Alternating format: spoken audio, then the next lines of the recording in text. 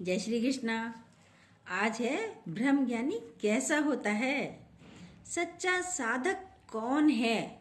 बहुत अच्छी बातें हैं जो घर बैठे आपको सत्संग नहीं जाना पड़ता, घर पर ही सत्संग अच्छा होता है।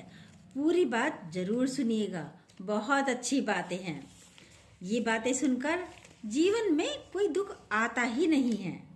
सुनिए, जो ब्रह्म ज्ञानी है वह किले के अंदर भी रह सकता है और बाहर भी, पर जिज्ञासु को किले के अंदर ही रहना है। राजा किले के अंदर भी घूम सकता है और बाहर भी, पर उसके नौकर कर्मचारी अपनी ड्यूटी पर तैनात रहते हैं। चौकीदार दरवाजे पर खड़ा रहता है, नौकर अपना कार्य करेगा। यह नहीं कि राजा घूमने जा रहा है तो हम भी जा रहे हैं उसके साथ, हम भी बग्गी में बैठ जाते हैं। नौकर रीस नहीं करता राजा की, सम्राट को नहीं दोष गुसाई। जो सम्राट है उसके लिए कोई दोष नहीं है, पर जिज्ञासु के लिए सख्त परहेज है। कई लोग इस बात का उल्लंघन कर लेते हैं क्योंकि सत्संग करने लगे, चार लोग प्रशंसा भी करने लगे। जो सत्संग करता है उसकी चार लोग प्रशंसा भी करते हैं। वह समझने लगता है कि अब वह ब्रह्म ज्ञानी हो गया है। पर चेकिंग करके देखिए, क्या आप ब्रह्म ज्ञानी हैं? नहीं, पर मंजिल अभी दूर है। मंजिल तो तेरी दूर है, जाना जरूर है। तन मन में शक्ति भर लो आत्म विचार की।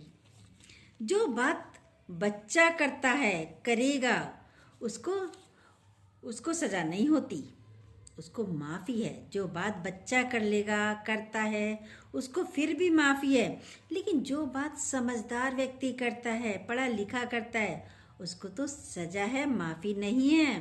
तो ज्ञानी इतना समझदार है, वह ऐसी मिस्टेक नहीं करता, वह अपने को मिस्टेक से बचा कर रखता है। गीता में कृष्ण भगवान ने बोला, मैं भी अपने को परहेज में रखता हूँ अर्जुन।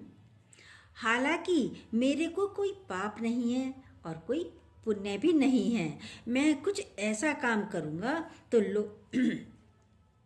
तो लोग मेरा अनुसरण करेंगे। मैं यदि कोई ऐसा वैसा कार्य करूँगा तो लोग मुझे अनुसरण करेंगे और फिर कहेंगे कृष्ण भी तो ऐसे ही करते थे। इसके लिए मैं भी अपने को संयम में रखता हूँ। आज ब्रह्मज्ञानी अपने को पूरा समय किले के अंदर रखकर बैठा है। सत्संग के किले में। किसके किले में अंदर रखकर बैठा है? सत्संग के किले में, सत्संग के दायरे में। पर तुमको जाना पड़ता है कहीं ना कहीं। माया के लिए जाना पड़ता है, लोका रीति के लिए जाना पड़ता है, दुनियादारी के लिए जाना पड़ता है। पर वहाँ जाकर तुम कैसे रहते हो? चलो जाना तो पड़ता है सबको, पर रहते कैसे हो? बातें क्या करते हो? तुम्हारे अंदर में क्या भाव उठते हैं? कोई बुराई करने बैठा तो क्या बुराई कर रहे हो?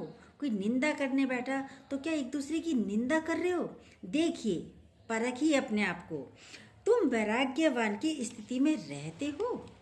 देखिए खुद को कैसे रहते हो, या उनके साथ रहने पर तुम चंचलता में आ जाते हो। ये तुम्हारा संयम जारी है। अगर आज तुम संयम में नहीं रहेंगे, भले तुम निष्काम कार्य करते हैं तो तुम्हारा निष्काम भी विफल हो जाता है, क्योंकि उसमें तुम बाहर से दूसरे से रस लेने लगते हैं। बाहर से दूसरों से रस लेने लगते हैं। निंदा का भी रस होता है, बातों का भी रस होता है ही नहीं होता है। ज्ञानी के पास अपना रस है, अपना खजाना है। वो किसी से भीख नहीं मांगता ज्ञानी कभी, पर जिज्ञासु को गुरु से जुड़कर रहना चाहिए। जब जुड़े रहोगे तो रस से भरे रहोगे।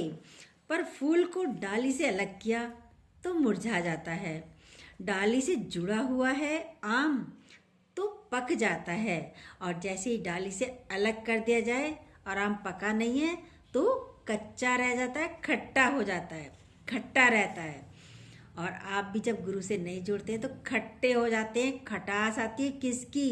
विषय विकारों की। बुराइयों की, निंदा चुगली की, तेर मेर की बुराइयों की ये खटास अंदर हो जाती है। और जब हम गुरु से जुड़े रहते हैं तो मिठास से लबालब भरे रहते हैं। बोला गर्मी धूप बारिश चाहे के पेड़ से जुड़े रहें। आम जुड़ा रहता है तो मीठा भी हो जाता है। जिज्ञासु का काम है खाली गुरु को देखें, खाली गुरु से जुड़े रहें। ऐसा नहीं कि वह साथ साथ प्रकृति का रस भी लेता रहे और उसमें खो भी जाए, ऐसा नहीं रहता जिज्ञासु, ऐसा नहीं है। उसके लिए सख्त परहेज है और जितना तुम परहेज में रहेंगे उतना तुम्हारा फायदा है। गुरु की ये मति है, तुम सिर्फ अपना उद्धार करने के लिए आए हो। तुम यहाँ सिर्फ अपना उद्धार करने के लिए आए हो, घर वालों का, किसी का, रिश्तेदार नातेदारों का नहीं।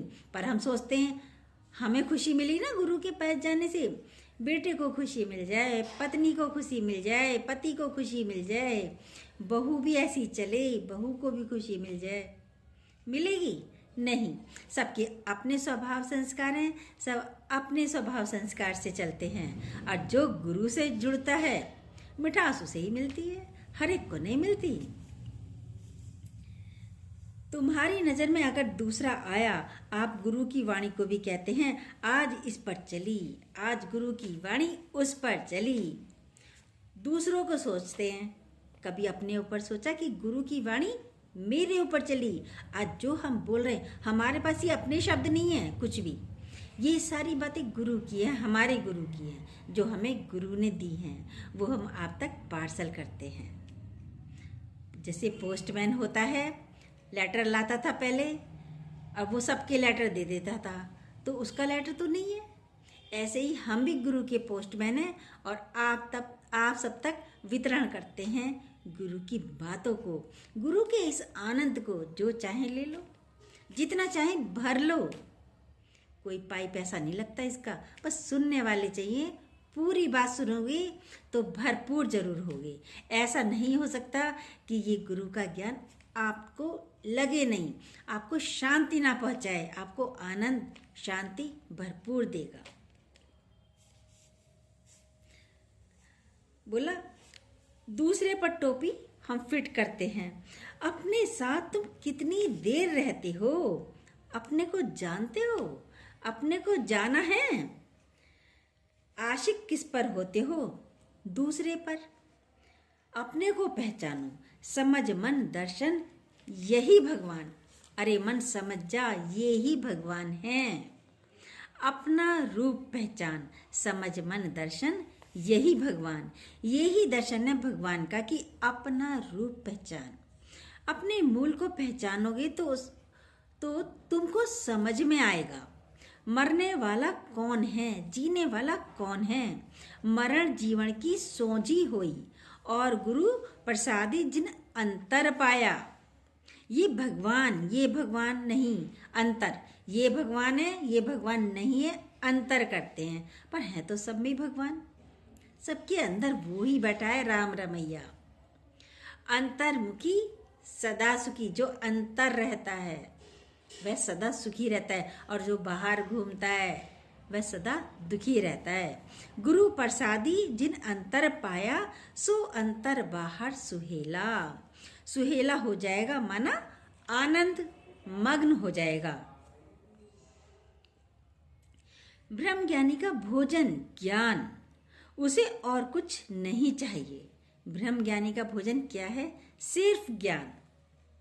ब्रह्म ज्ञानी की स्थिति, वह किसी स्त्री पुरुष से प्यार नहीं करता। ऐसी स्थिति है वह किसी स्त्री पुरुष से प्यार नहीं करता, वह सिर्फ भगवान जानकर प्यार करता है सबको। ब्रह्म ज्ञानी आप परमेश्वर, ब्रह्म ज्ञानी को खोजे महेश्वर। जो ब्रह्म ज्ञानी होता है उसे तो महेश्वर भगवान भी खोजते हैं। ब्रह्म ज्ञानी को भगवान भी खोजता है, उसका दर्शन करने आता है। ब्रह्म ज्ञानी ऊंचे ते ऊंचा, पर मन अपना है सबसे नीचा। मन नीचा है, मन गिरी हुई बात करता है हमेशा। समुंदर जितना विशाल है उतना गहरा भी है। तालाब गहरा नहीं है, पानी है तालाब में, तालाब में बदबू हो जाती है क्योंकि पानी इकट्ठा रहता है, बहता नहीं है, रुका हुआ है, उसमें काई जम जाती है। समुद्र में कभी काई नहीं जमती, इतनी लहरें मारता रहता है, इतनी लहरें आती हैं, काई जमती ही नहीं। तू ही सागर है, तू ही किनारा, ढूंढता है तू किसका सहारा। आप किसका सहारा ढूंढते हो? तू ही सागर है और तू ही किनारा है। शरीर तो नाशवान है, शरीर तो गंद का थैला है। इस पर क्यों आशिक होते हो, इस शरीरों पर? संत के पास जाइए, साथ ना लीजिए कोई। जब संत के पास जाओ, सत्संग में जाओ, किसी को साथ मत लीजिए। यदि आप किसी को साथ लेंगे तो क्या कहेगा दूसरा? आपको रोकेगा, कहेगा अभी रुक जाओ, अभी थोड़ी देर है, या साथ चला गया, चलो चलो, आपने पूरा सत्संग भी नहीं सुना। और वो कहेगा चलो मुझे काम है, घर का काम रह गया है, चलो। इसलिए गुरु कहते संत के पास जाइए, साथ ना लीजिए कोई। जिनको आप साथ ले जाएंगे वो आपको परेशान करेंगे। उद्धार अपना करने आए हैं या सभी का करने आए हैं? अपने में आनंद कब ढूंढोगे? अपने में आनंद ढूंढो ना, बाहर ढूंढते हैं आनंद सब। इसमें आनंद है, पत्नी में आनंद है, बहू में आनंद है, पति में आनंद है, बेटे में आनंद है। मिला आनंद किसी को किसी में? क्योंकि है ही नहीं। यह धन में आनंद है, ढूंढते ही रहते हैं। मिला आज तक किसी को आनंद? बताइए, कोई सुखी हुआ? नहीं हुआ। सिर्फ सत्संग में आनंद है, सिर्फ भगवान में आनंद है, सिर्फ अपने में आनंद है। रस स्वयं का मैं पीता हूँ, खुद ही में नित रहता हूँ। मैं अपना ही रस पीता हूँ। खुद में रहते हो या पर चिंतन में?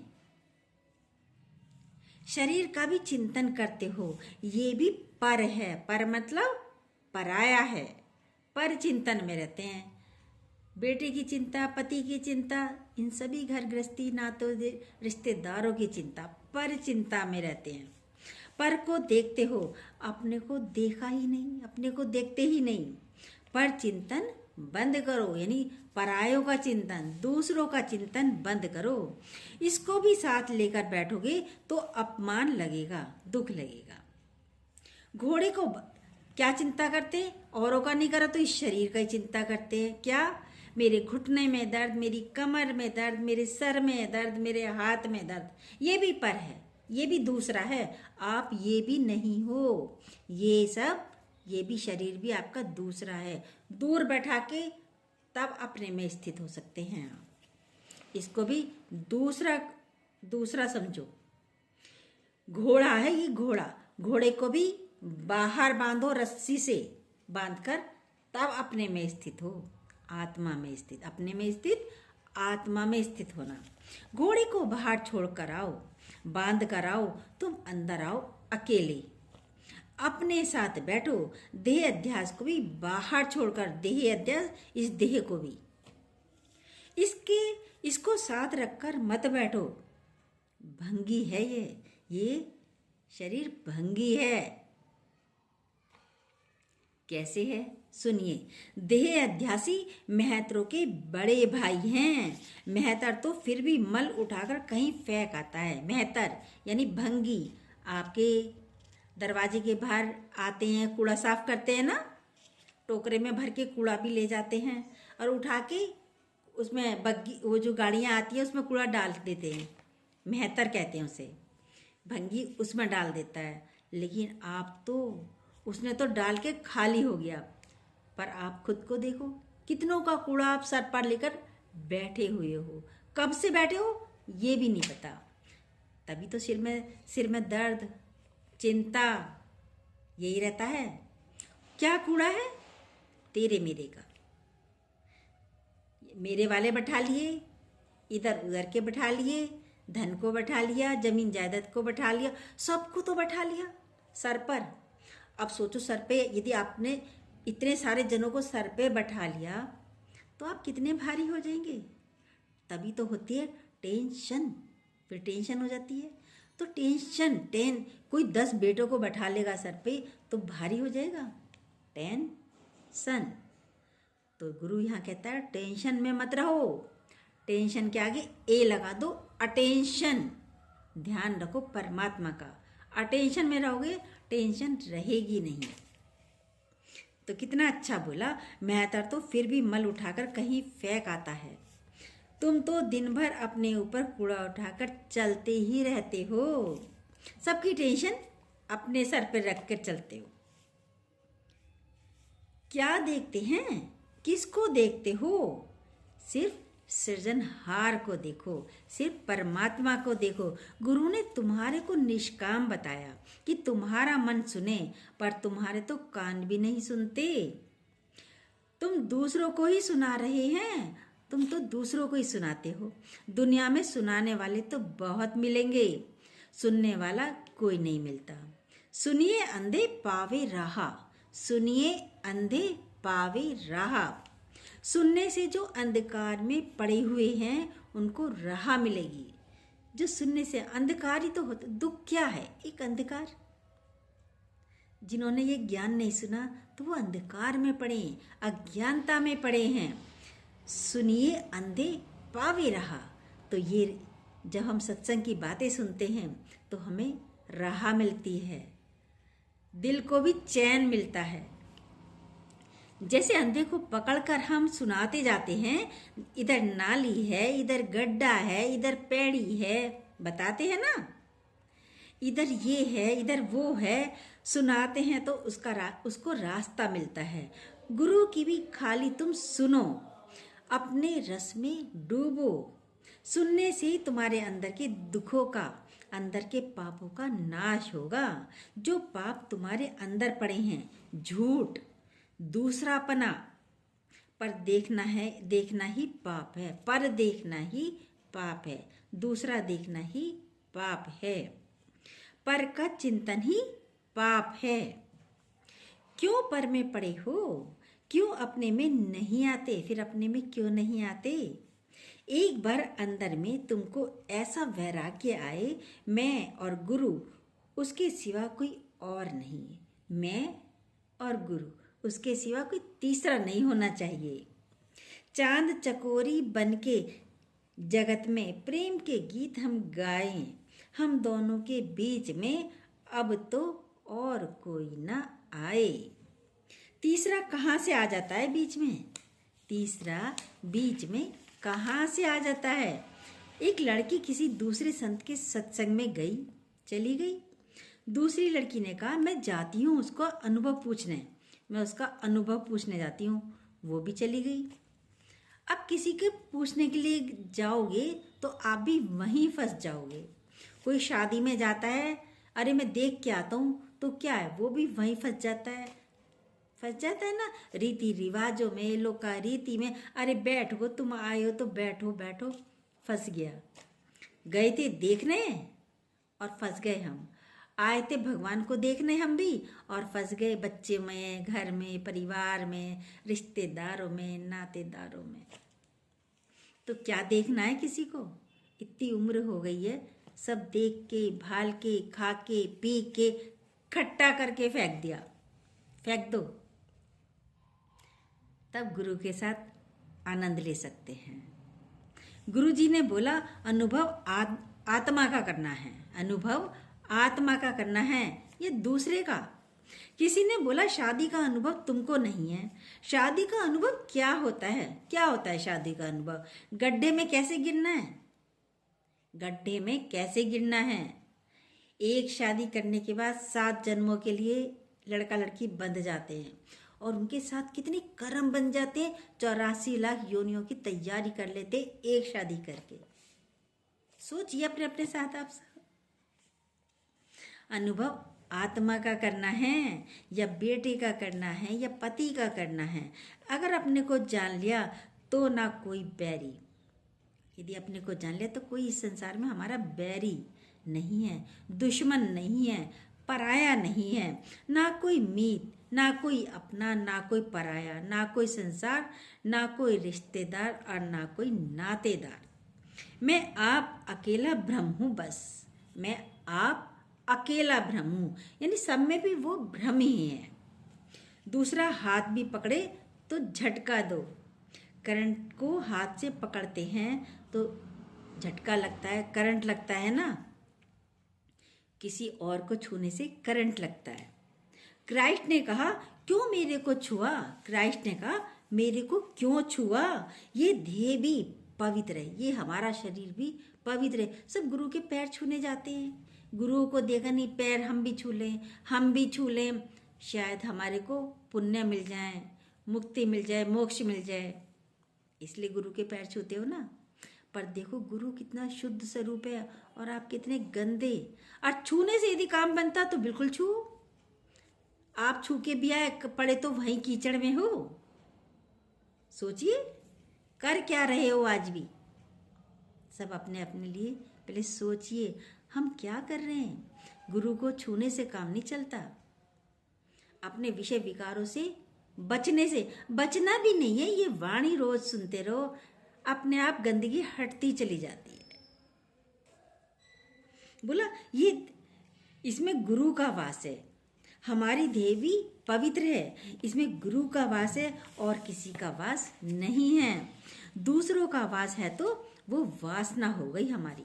यदि किसी और का वास है तो वासना हो गई हमारी, वो ही भटकाती है तुम्हें, क्योंकि तुम दूसरे में मन रखता है। दूसरा बहुत अच्छा है, मैं तो इसको जानता हूँ, दूसरा तो बहुत अच्छा है, मैं तो इसको बहुत अच्छी तरह जानता हूँ। ये कहते हैं ना, मन दूसरे में ही पड़ा हुआ है। प्राइम मिनिस्टर, ये प्राइम मिनिस्टर है, ये मेरा पति है, ये मेरा बेटा है, मैं अपने बेटे के बारे में सब कुछ जानता हूँ, मैं अपने बेटे को बहुत अच्छी तरह जानता हूँ, उसके स्वभाव को बहुत अच्छी तरह जानता हूँ। यही तो बातें करते हैं। सबको जाना पर अपने को नहीं जाना। अपने बारे में क्या जानते हैं? 5 विकार हैं या नहीं? अभी भी आप में 5 विकार हैं या नहीं, ये जाना? निकल गए विकार आपके? नहीं। पंचदूत परमेश्वर मारे। इन 5 दूतों को, विकारों को सिर्फ परमेश्वर मारता है, यानी गुरु मारता है। 5 विकार निकल गए, जानते हो अपने को? नहीं, थोड़े थोड़े। सब कहते हैं, भाई गुरु पूछता है तुम्हारे 5 विकार निकल गए, तो गुरु जी से कहते हैं नहीं, थोड़े थोड़े निकले, अभी थोड़े हैं। थोड़े क्यों हैं? कब निकलेंगे? काल तो सिर पे मंडरा रहा है मौत बनकर सबकी। कब काल के ऊपर जीत पाई है तुमने? सुना तुमने अपने गुरु को?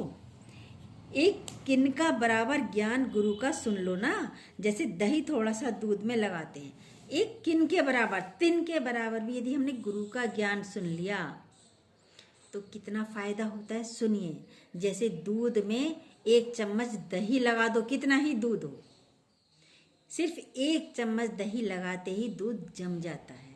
दूध दूध नहीं रहता, फिर वो दही की शक्ल ले लेता है, दही का रूप ले लेता है।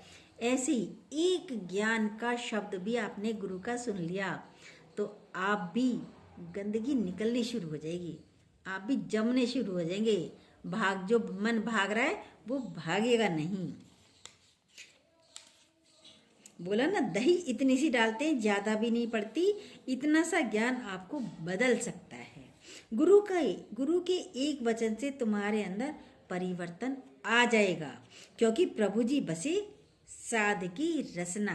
क्योंकि प्रभु जी बसे साध की रसना। कैसे? सुनिए, कोई रस उसको अपना नहीं है। गुरु का कोई रस अपना नहीं है, उसके जीभ पर प्रभु का रस है। बस उसकी जीभ पर प्रभु का रस, यानी सत्संग की वाणी, सत्संग की बातें हैं, तो उसमें वह बस गया। साध माना कौन? जिसने अपने को साध लिया, जिसने इंद्रियों को वश कर लिया, जिसने मन को वश कर लिया, जिसने अहंकार को वश कर लिया, जिसने विकारों पर वश प्राप्त कर ली, वो साधक हुआ। जिसने इंद्रियों पर, मन पर, विकारों पर जीत प्राप्त की है, जीत प्राप्त कर ली, वही इंद्रजीत है, वही सच्चा साधक है।